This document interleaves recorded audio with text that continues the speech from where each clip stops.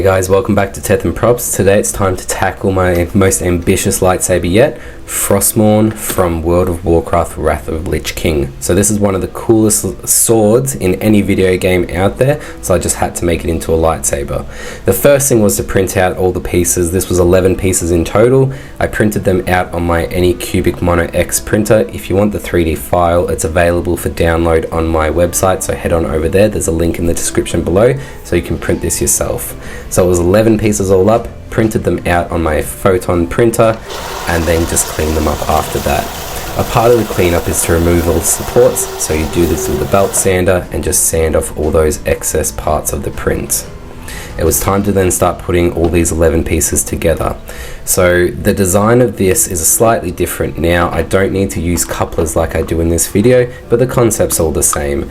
And this main bodied section is in fact one piece because I discovered that one piece works a lot better than two pieces as I did in the original one. So putting it all together is pretty straightforward. The pieces only have one place that they can go, and putting it together works best with super glue. So you can use other glues like 2-part epoxy, but super glue works the best because it dries the fastest and it is quite strong for 3D prints. So as soon as you put all the parts together, you have a behemoth looking lightsaber 3D print sitting together, and it's ready to start painting.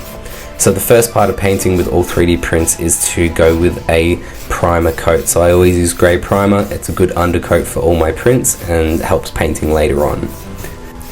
So once you put grey primer on both pieces, you can really start to see all the details in the 3D model pop, and it gets you really excited for the final product.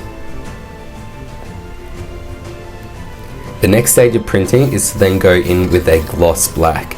This is a silver sword, which means gloss black is the best thing for the undercoat on that silver. So gloss black the whole thing and then go back with a light dusting of silver as I've done here, and it provides that really nice metallic color.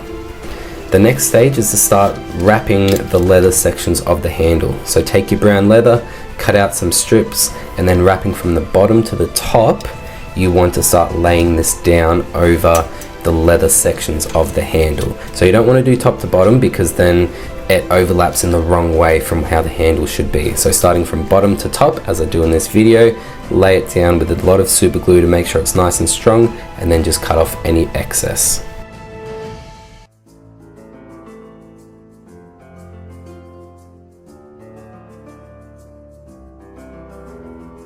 So in hindsight, I should have done the wrapping on the top section of the handle separately before I glued it onto the main body of the lightsaber. It made it a little bit difficult at this stage to glue it together, but it was still possible. So I would recommend wrapping the whole handle before you start gluing it together, but either way works. And once it's all glued together, you just go in with an X-Acto knife and cut out the holes for where the buttons come through. The next stage is start weathering. So it started off with just a basic black wash over the entire lightsaber. So this involves getting some black acrylic paint, watering it down slightly, covering the entire lightsaber in that black paint, and then going back with a paper towel and removing the excess paint. This leaves all the dark colors in the nooks and crannies of the lightsaber and really brings out all those details and makes it look more metallic.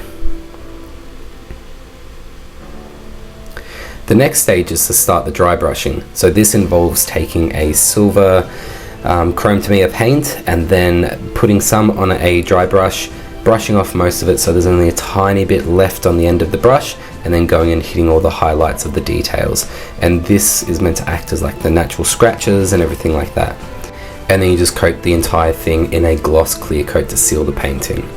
Now it's time to start installing the electronics. So this lightsaber is built to take any LGT core, which means you can take baselit, Xenopixel, Profi, any of them.